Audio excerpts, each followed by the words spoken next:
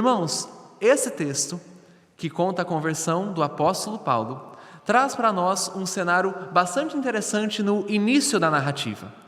A Bíblia diz no livro de Atos que o apóstolo Paulo estava respirando ameaças contra aqueles que são do caminho. Quando a Bíblia coloca essa construção, essa frase, ela não está aliviando o sentimento que Paulo sentia diante daquela nova religião que estava se expandindo pelo mar Mediterrâneo, que é o cristianismo. O apóstolo Paulo respirava ameaças. O que isso significa? Qual é o sentido dessa frase? Ele não está para brincadeira, irmãos.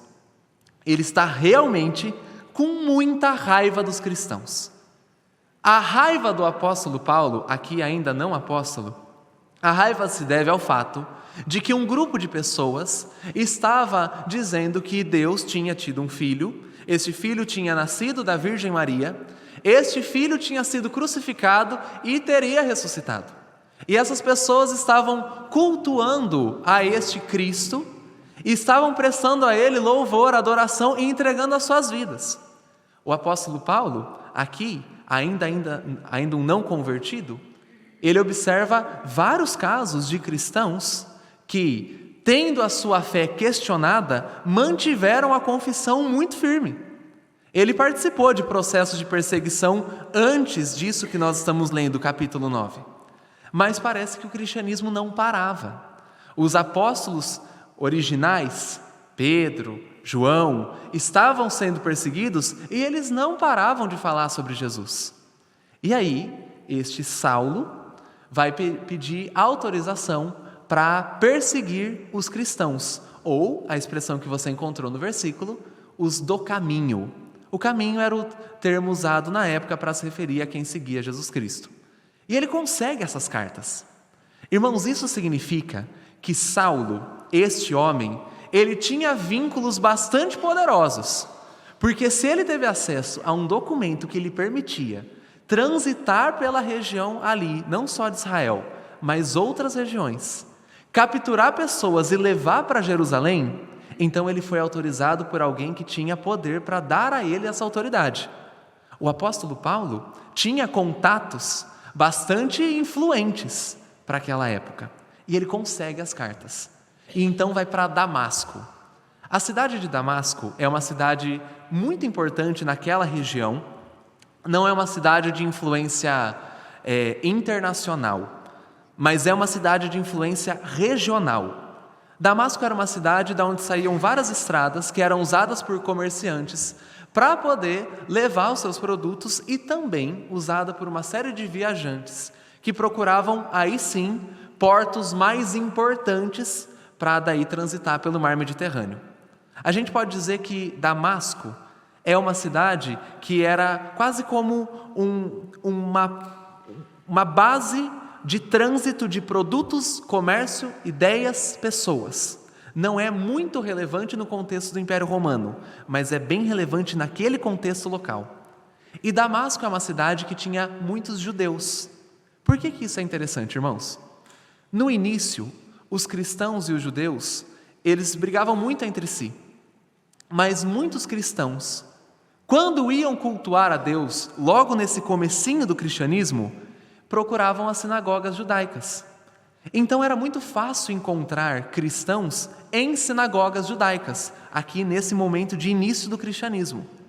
Então o apóstolo Paulo pensou: vou a Damasco, onde tem muitos judeus, haverão sinagogas ali, e com a minha influência eu consigo uma carta para poder prendê-los e levá-los a Jerusalém.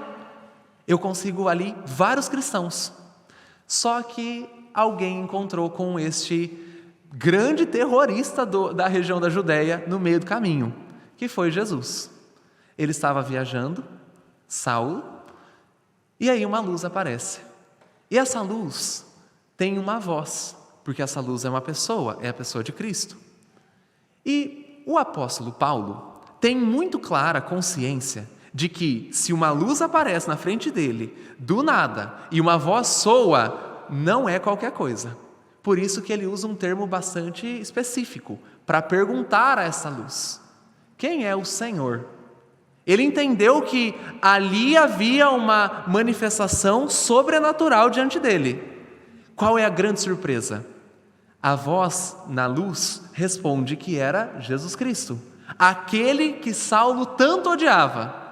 Então aqui, o jogo virou completamente na cabeça de Saulo, porque ele estava perseguindo alguém que ele entendia ser uma fábula, um mito, uma espécie de Messias construído.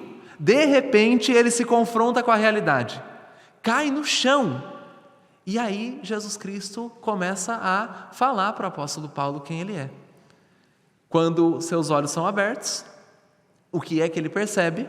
Ele percebe que agora ele não consegue mais enxergar, e ele continua a ir para Damasco, porque Jesus orientou ele, entra na cidade, mas ele vai entrar na cidade que ele tanto estava procurando, não na situação que ele gostaria. Saulo entrou na cidade de Damasco sendo conduzido por pessoas, carregado por gente. Ele precisou de orientação. Irmãos, para o contexto da época é muito humilhante. É profundamente humilhante você ser conduzido sendo adulto para chegar em algum lugar. O que aconteceu aqui foi uma grande humilhação para Saulo. Jesus ele não deixou barato. Jesus ele fez Saulo entrar na cidade que ele queria, mas de um jeito muito diferente do esperado. E Jesus ainda orienta Saulo a ter paciência. Olha o que Jesus diz: entra na cidade e espera. Ali alguém vai falar com você. Imagina, este Saulo, muito influente, muito conhecido, esse Saulo que tinha contatos poderosos, de repente perde a visão, não tem mais como se orientar, está numa cidade que não é usual a ele, está na dependência de receber instruções de uma voz que ele até então achava que era sua inimiga e que agora está colocando ele no seu devido lugar. A situação é muito diferente do que ele tinha imaginado. Eu acho que ele não esperava que a viagem fosse tão inovadora na vida dele. Irmãos, nós sabemos que daqui para frente, este Saulo, aí sim se tornará o apóstolo Paulo. Daqui para frente ele vai se converter e vai ser uma confusão na mente de todo mundo que o conhecia. Ele vai defender que Jesus é de fato Deus. Ele vai escrever um universo de cartas para várias igrejas. E o que é muito estranho, ele que era perseguidor e que tinha cartas para prender pessoas, agora ele estará na condição de ser preso e de ser perseguido. A gente sabe que ele passou por prisão, naufrágio, ele apanhou, ele teve que lutar com bestas e feras em suas viagens. Naufrágio, gente, não só uma vez. Então a vida dele a partir daqui vai ser uma completa bagunça. Mas ele vai viver e vai virar este apóstolo que nós conhecemos. E é uma história muito simples. É uma história muito bonita, você já ouviu ela várias vezes. E a partir dessa história, eu quero tentar ilustrar algumas coisas que nós podemos aprender com uma conversão aqui, in loco. Estamos diante de um texto onde a gente consegue ver um coração sendo transformado ali no momento. É quase que uma radiografia de uma conversão. E a partir dessa radiografia da conversão, eu quero levantar 3 pontos do que é que se espera quando nós encontramos com Jesus em qualquer estrada que seja Damasco, seja Bauru, seja qualquer lugar. Irmãos, a primeira coisa que emerge do texto é uma verdade muito simples, mas é uma verdade que a gente ignora em vários momentos da vida. E é uma verdade que é ignorada por uma série de teologias que nos cercam. Se nós somos encontrados por Jesus Cristo em qualquer estrada, obrigatoriamente Jesus Cristo nos convidará para assumir uma posição que não é segura. E o apóstolo Paulo tinha consciência disso. Irmãos, até agora, ele era o perseguidor. Até agora, ele sabia o que estava envolvido em seguir Jesus Cristo. Ele sabia que quem seguia Jesus seria perseguido não só por ele. Havia uma rede de judeus que perseguia cristãos. Havia uma rede de autoridades romanas que perseguiam cristãos. Então o apóstolo Paulo tem a clara consciência de que, ao seguir Jesus, essa voz que falou com ele no meio da estrada, ele está tomando partido do time dos perseguidos. Ele tem claramente essa consciência. Se eu obedecer essa voz que até agora eu estava combatendo, eu sei o que me aguarda. Alguém vai conseguir uma carta e alguém um dia vai me perseguir. Alguém um dia vai falar com gente poderosa com quem eu mesmo falei e vai vir atrás de mim.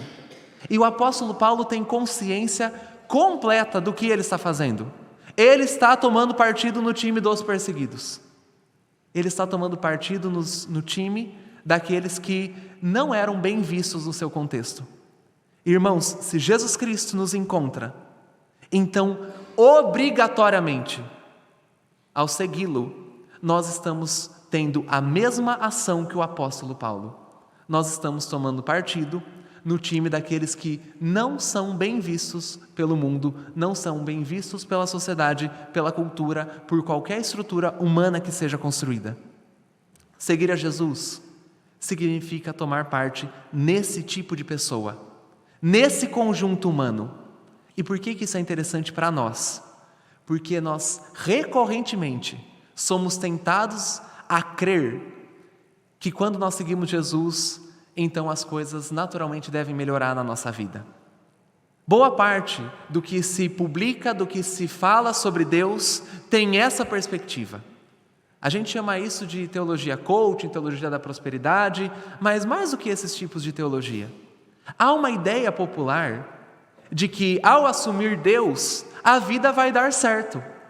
Há uma ideia popular de que ao assumir Deus e seguir Jesus Cristo e seguir as pegadas do Messias, então com certeza a vida vai melhorar. Porque Deus ajuda quem cedo madruga, porque Deus está sempre com a gente, porque basta ter fé e as coisas vão avançar.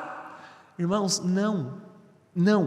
Seguir a Jesus Cristo significa tomar parte de um time que está sim sujeito a perseguição, martírio, naufrágio e prisão. Porque é um grupo de pessoas que está seguindo alguém que é o oposto do que este mundo prega e do que este mundo quer. Se nós somos cristãos de fato e de verdade, então, amados irmãos, nós estamos sujeitos a uma série de desafios. E esse é um indicativo muito saudável de como é a nossa confissão a Jesus. Se nós estamos seguindo de fato o Cristo, ou se nós estamos seguindo apenas um evangelicalismo cultural.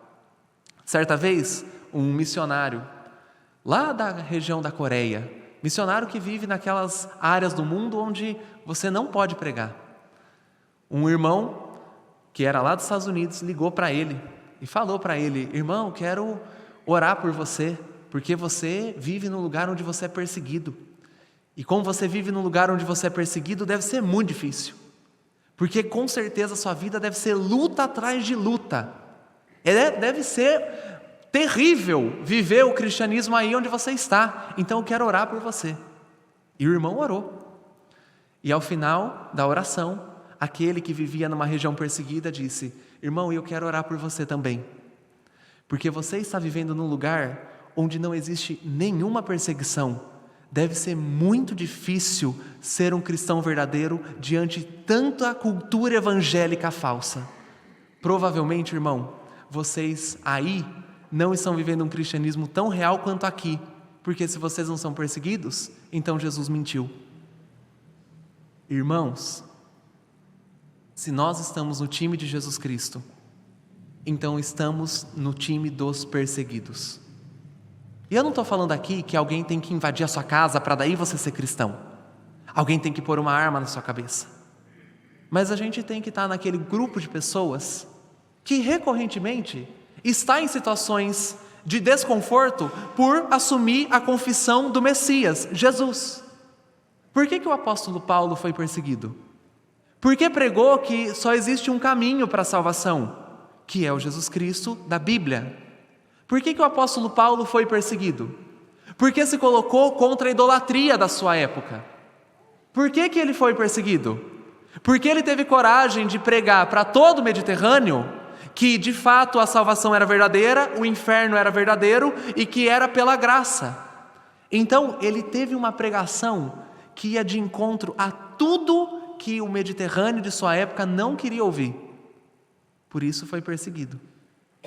Se eu e você somos cristãos, então a gente tem que experimentar em algum nível oposição, porque o nosso Senhor falou isso para a gente.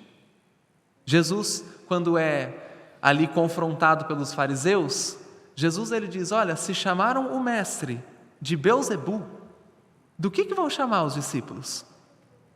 E Jesus ainda diz, em uma das suas bem-aventuranças, que nós somos felizes quando somos perseguidos.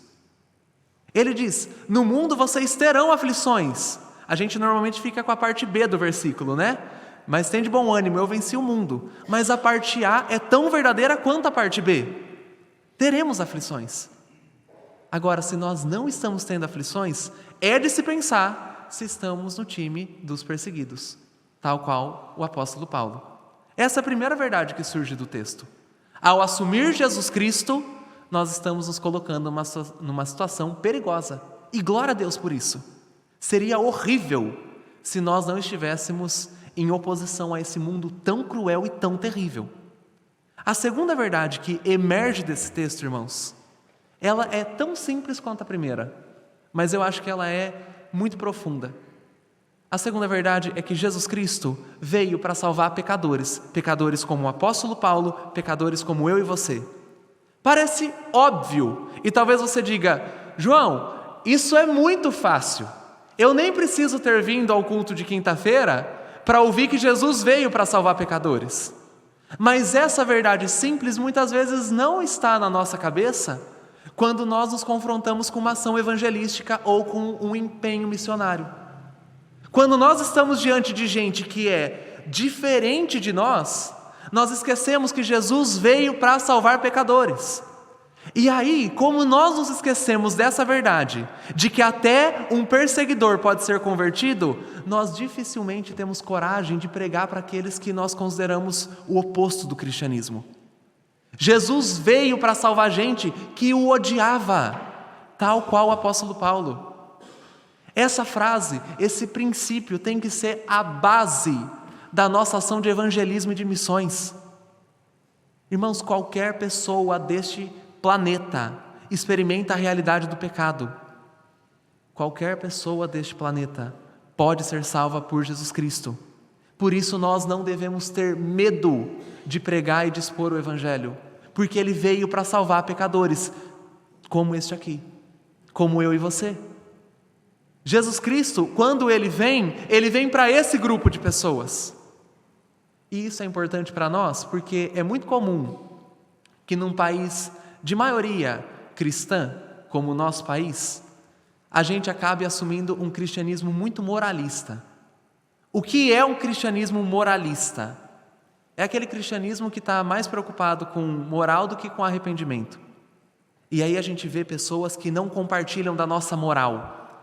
Pessoas que usam drogas, pessoas que têm uma vida sexual ativa, mesmo fora do casamento, pessoas que têm práticas erradas e estranhas, e a gente diz, com certeza, eu não vou pregar para ele, porque essa pessoa está longe da salvação.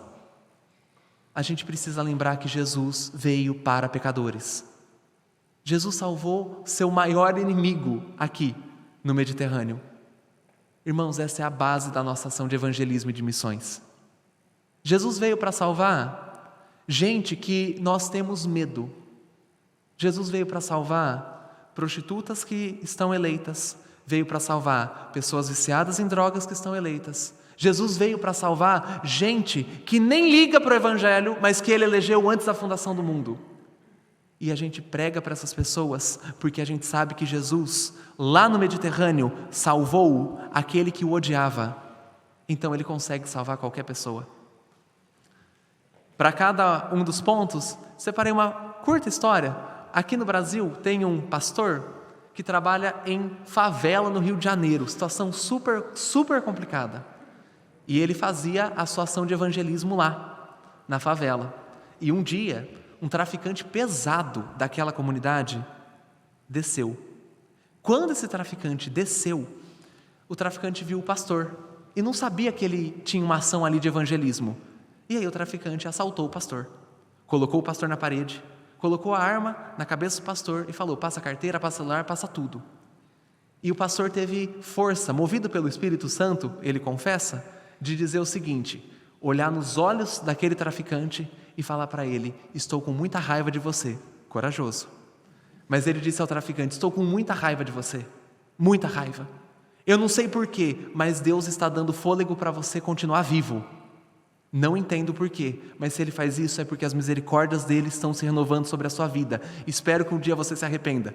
O cara pegou o celular e foi embora. 3 anos depois, esse pastor continua na mesma comunidade fazendo o mesmo trabalho. Chega esse indivíduo, chama o pastor de canto. Acho que ele deve ter ficado meio assustado. Chama o pastor de canto e diz: pastor, não estou mais com o seu celular, vendi. Mas, pastor, eu fiquei lembrando daquilo que o senhor me falou. E pegou no meu coração. Depois que eu vendi seu celular, podia ter sido antes, mas depois que eu vendi seu celular, eu me lembrei do que o senhor falou. E aquilo martelou a minha cabeça dia e noite, e eu não me esqueci. E eu procurei um irmão da sua igreja. Eu me converti, eu estou frequentando tal comunidade e eu estou dando entrada no seminário, porque eu quero ser pastor. Olha, irmãos, chefe do tráfico, chefe da biqueira, foi salvo por Jesus. Se Jesus salva pecadores, a nossa ação missionária tem que ser muito honesta, muito corajosa, muito verdadeira, porque se o apóstolo Paulo foi salvo, então, irmãos, não há chefe de biqueira que não possa ser. A gente tem que pregar. E por último, a terceira verdade muito simples. Jesus Cristo, essa luz, essa pessoa que apareceu diante de Paulo na estrada de Damasco, transformou esse violento, esse homem perigoso, belicoso, em um dos maiores apóstolos do cristianismo. Quando a gente pensa no apóstolo Paulo, não nos vem à cabeça o homem que sequestra pessoas para levá-las presas para Jerusalém. Quando a gente pensa nele, não nos vem na cabeça o homem que participou do martírio de muitas pessoas. Nos vem à cabeça o homem que escreve Romanos 8. Nos vem à cabeça o homem que escreveu Efésios. O homem que foi perseguido. O que aconteceu com o apóstolo Paulo? Como é que ele deixa de ser esse homem perigoso para virar um dos maiores nomes do cristianismo? Essa é a terceira verdade muito simples. É que a graça de Jesus triunfa sobre os pecados humanos. E a graça de Jesus transforma um violento perseguidor em um grande discípulo. Por que isso é importante? Porque se o apóstolo Paulo, quando cai em terra, é um perseguidor, quando levanta, é discípulo de Jesus. A graça domou o coração do apóstolo Paulo e transformou aquele coração, e de repente aquele coração tão arredio, rebelde, violento, iracundo, aquele coração se tornou o coração de um discípulo. Aquele coração foi amansado por Jesus Cristo, conquistado por Jesus, e de repente aquele coração cheio de violência e raiva começa a sofrer violência sem revidar, porque teve a sua vida, seu cerne, seu centro transformado. Então, irmãos, a graça triunfa sobre o pecado. E essa tem que ser a base de toda a nossa vida com Deus. Toda a nossa vida com Deus está baseada nisso. Ele triunfa sobre os nossos pecados. Num conflito entre Saulo e Cristo, Cristo ganha, mas Cristo não bate no apóstolo Paulo, ele não vai lá e de alguma forma o ameaça. Jesus só brilha a luz de quem ele é. E quando Saulo olha para a luz de quem Jesus Cristo é, o coração dele se rende. Jesus ganha pela beleza de quem ele é. E aí aquele coração é domado, transformado. Irmãos, se essa verdade não existisse, então a gente estaria mentindo cada culto que a gente vem. Cada oração nossa cairia no vazio e não haveria esperança para nós pecadores. Mas como essa verdade existe, então se um perseguidor da igreja vira missionário, eu e você temos esperança. Mas não é na gente. A gente tem esperança no Cristo que nos encontrou na estrada. Irmãos, quando você vai ler sobre o apóstolo Paulo, normalmente a literatura que escreve sobre ele destaca toda a erudição, as capacidades, a inteligência desse homem. De fato, irmãos, Saulo era muito inteligente. Falava 4 línguas, grego, hebraico, aramaico e falava latim. Foi instruído por Gamaliel, um super teólogo de sua época. Saulo era o homem que tinha cidadania romana, Saulo era o homem que tinha contatos, ele é um homem incrível. E muitos livros que falam sobre Saulo destacam isso. Mas os bons livros que falam sobre Saulo, depois de destacarem todo o potencial dele, destacam toda a ação significativa, maravilhosa e majestosa da graça, pegando esse homem e colocando debaixo de Jesus. Irmãos, Saulo é impressionante, intelectualmente muito ativo, muito capacitado, mas Saulo é pecador. Na época de Saulo tinha um monte de filósofo, um monte de pensador e escritor que poderia ter tido o mesmo destino que ele, mas não teve. Porque Jesus encontrou esse homem e a graça de Jesus triunfou sobre toda a capacidade, todo o pecado, tudo que ele é. Então essa é a terceira verdade. Verdade número 1, irmãos amados, Jesus nos chama para assumir um time de perseguidos. Verdade número 2, Jesus salva pecadores e glória a Deus por isso. Glória a Deus por isso. Verdade número 3, Jesus triunfa sobre o pecado. E quando Ele faz isso, então não são as nossas capacidades que são destacadas. Irmãos, é a dele, é a de Cristo. Cristo que triunfa sobre cada faceta maligna do nosso coração, que doma cada aspecto da nossa alma. Quando a gente entende isso, irmãos, aí a glória é de Jesus e é para Ele que tem que ser mesmo.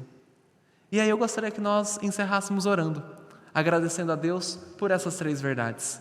Agradecendo porque Ele nos chamou para estar num time diferente, nos salvou, sendo pecadores, e porque esse mesmo Deus triunfa sobre todo o nosso pecado dia após dia.